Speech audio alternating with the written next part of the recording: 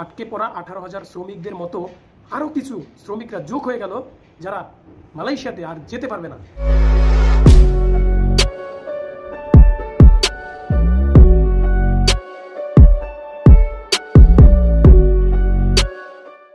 Hello everyone, আসসালামু আলাইকুম। আশা করি সকলেই ভালো আছেন এবং সুস্থ আছেন।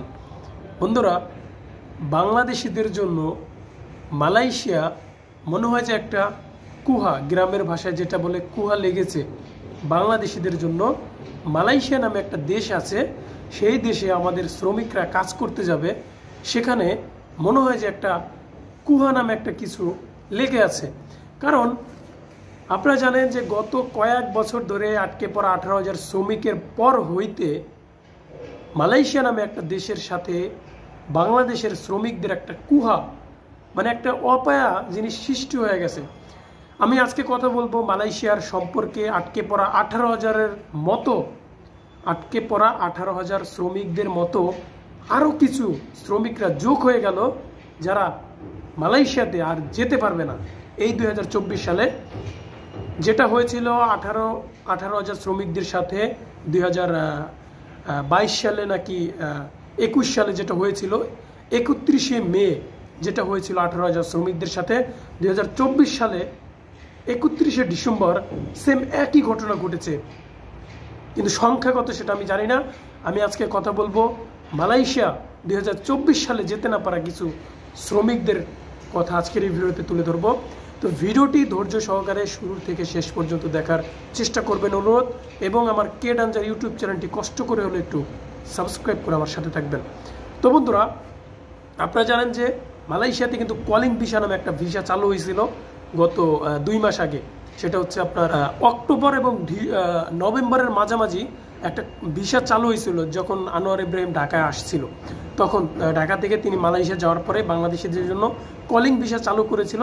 কিন্তু সব সেক্টরে শ্রমিক যেতে পারবে না, শুধু 2টা সেক্টরে, সেটা হচ্ছে এগ্রিকালচার এবং প্লান্টেশন সেক্টরে, যেটাকে বলি আমরা পাম বাগানের কাজে। সেখানে কিন্তু শ্রমিকরা যেতে চেয়েছিল, কিন্তু তার ম্যাচ ছিল কিন্তু 31শে ডিসেম্বর পর্যন্ত তার ম্যাচ ছিল প্লান্টেশন সেক্টরে যাওয়া শ্রমিকদের। এখন তারা কি সব চলে গেছে?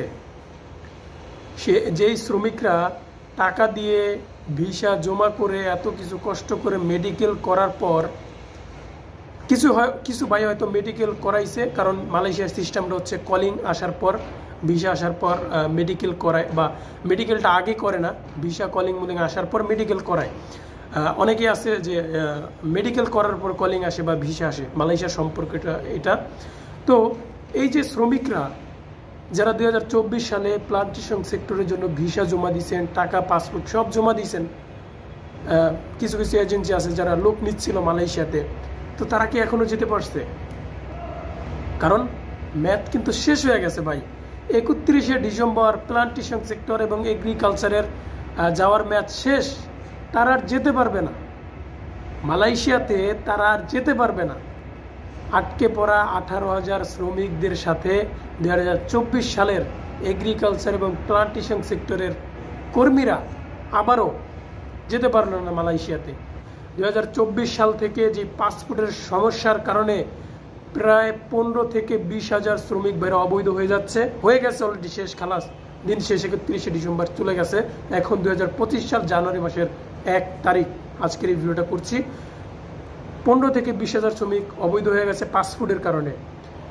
18,000 থেকে 19,000 20,000 শ্রমিক বর্তমানে বাংলাদেশে আছে, মালয়েশিয়াতে টাকা পয়সা ডলার মুলার জমা দিয়ে। কারণ 18,000 শ্রমিকের কাছ থেকে না হলেও আপনি যদি 5 লাখ করে হিসাব করেন, তাহলে 1,000 হচ্ছে আপনার কত ডলার? 1,000 হচ্ছে $100। আপনি 5 লাখে কত ডলার ধরবেন? এখনো আমার সেই শ্রমিক ভাইরা চোখের জলে ভাসায়া বাংলাদেশে আছে। দেখেন, যতটুকু ক্ষতি হয়েছে মালয়েশিয়া যেতে না পারা 18,000 শ্রমিক ভাইদের, ততটা ক্ষতি হয়েছে দেশের, ততটা ক্ষতি হয়েছে 18,000-এর সবগুলা পরিবার এবং ফ্যামিলি, এবং তার সাথে আবার 2024 সালের শ্রমিকরা যোগ হয়ে গেল। কারণ আমি জানি না যে তারা যেতে পারবে কিনা, কারণ ইতিমধ্যে ঘোষণা হয়ে গেছে তারা যেতে পারবে না, আর যেতে পারবে না। এখন এদের সংখ্যা কত আমার হাতে সঠিক তথ্যটা আসে নাই, কারণ প্রায় 1000 খানিক প্লাস হয়ে গেছে, প্রায় 3-4 হাজার প্লাস। কারণ একটা দেশে প্রায় অনেকগুলো এজেন্সিতে শ্রমিক নিচ্ছিল প্লান্টেশন সেক্টর এবং এগ্রিকালচারে, সেই শ্রমিকগুলো বর্তমানে যেতে পারলো না।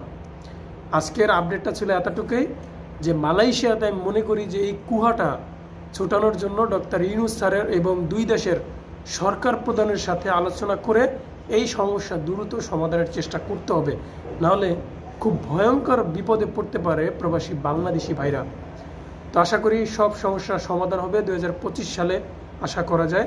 তো আজকের এই ভিডিওটা যে যেখান থেকে দেখছিলেন, যদি ভালো লেগে থাকে বা এই ইনফরমেশনটা আপনাদের কাজে এসে থাকে, অবশ্যই ভিডিওটার নিচে কমেন্ট করে আপনার মূল্যবান মতামতটা জানাবেন। এবং আজকের মতো ভিডিওটা এখানেই ছিল।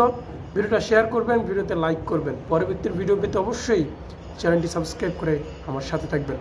তো বন্ধুরা, ভালো থাকবেন সবাই। খোদা হাফেজ।